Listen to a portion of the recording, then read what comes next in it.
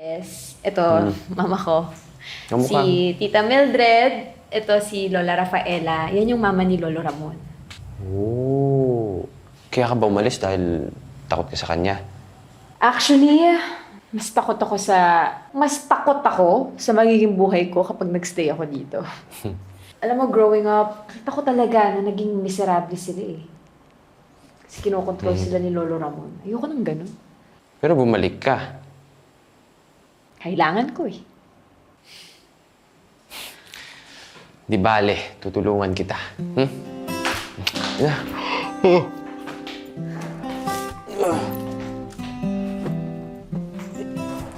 Iya! Iya!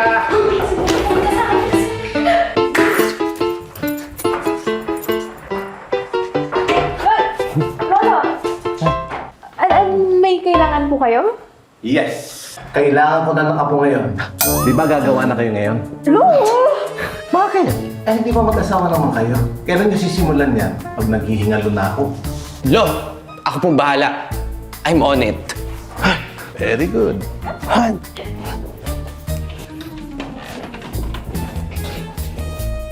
Wala na. Bayan?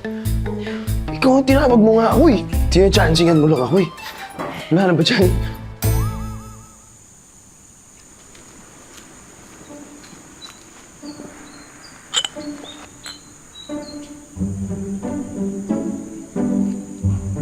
Ano? Tititigan mo lang ba ang kagwapuhan ko? The nerve! Sus, nadulas ka na nga dati. Kung mismo isabi, no? Tinitignan ko lang kung ano yung nandyan sa mukha mo. Ito? Mask! Eh, dinurog ko yung mangga tapos nilagyan ko ng aloe vera gel. Hindi mo ba alam itong mangga ay rich in antioxidants and anti-acne. Kaya yan. Fresh. Talaga? I didn't know that. Ano, produkto nyo? Hindi mo alam? 10 taon na kasi nung wala ako dito. Kagaya ni Henry. Siya talaga buong buhay niya nandito siya. Alam mo, papansin ko, sipag nga niya eh. Bakit hindi na lang sa kanya pamana to? Bastardo daw siya, sabi ni Lolo eh. Oh, bastardo. Meron pa bang ganun sa panahon ngayon? Pero ikaw, kapag makuha mo na lahat to, anong gagawin mo? Bebenta mo lang? Paano naman yung memories? Sentimentality is a weakness. Wala akong panahon sa mga ganyan. Kaya galingan mo sa pagpapanggap. Para matapos na tayo dito. Para makabalik na tayo sa kanya-kanya nating buhay. Magandang hapon, Ate Catherine. Henry, kanina ka pa nakatayo dyan? Hindi naman. Pasok na tayo, ha? Let's go! Eh, tara na! Dali! Ayan. Let's go! Ayan, okay. Pasok na kami.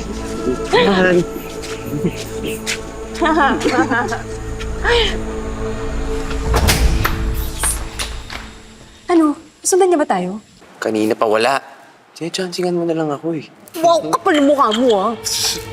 Kasama pa talaga kayong dalawa? Henry, hindi ba obvious? Kasi parang hindi kayo 5 years kasal. Parang kahapon lang din kayo nagkita. Basta may iba talaga sa kilos nyo. Henry, alam mo minsan kasi, kapag tinamaan ka na, wala ka nang magagawa. Ganun yun kapag true love, di ba? Tataka lang kasi ako. Hindi ka naman sweet sa kanya. Tsaka never ko kayo nakita nag-kiss. Mwah! Sweet! Mwah! Oh. Anong nangyayari dito? Lolo, Han, labas lang ako ah. Labas lang ako. Hindi, wala yun, Lolo. Ito kasing si Henry. Duda pa rin sa amin ni Julian. Henry, huwag mong ginugulo yung mag-asawa. Punta lang po ako sa kusina, Lolo.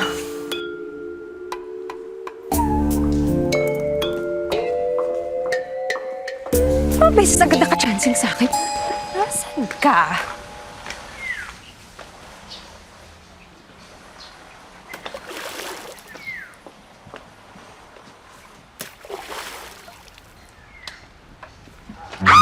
Oh my God! Hoy, Kim! Ginagawa mo dito? Magbihis ka nga! Walang yaka. You took advantage of me. Wow! Ito nga itong binobosuhan mo ako ngayon, oh. Hoy, ano ba? Cover ka nga muna. Lang, Okay na ba? okay na. Pero alam mo, naisip ko lang, Kim. Paano tayo magiging convincing na mag-asawa kung pinapamas na sa akin? Yun na lang, kanina napaniwala ko si Henry. Salamat sa. Okay, thank you for thinking quickly. Pero last mo na yun, ah. Okay, sige. Sa susunod, papaalam muna ako. Bago kita halikan. Ewan ko sa'yo. Chos, alam mo, gusto mo lang ako makita na kubad eh. Bilisan mo na dyan. Kailangan natin mag-isip on how to up our game para tantanan na tayo ni Henry.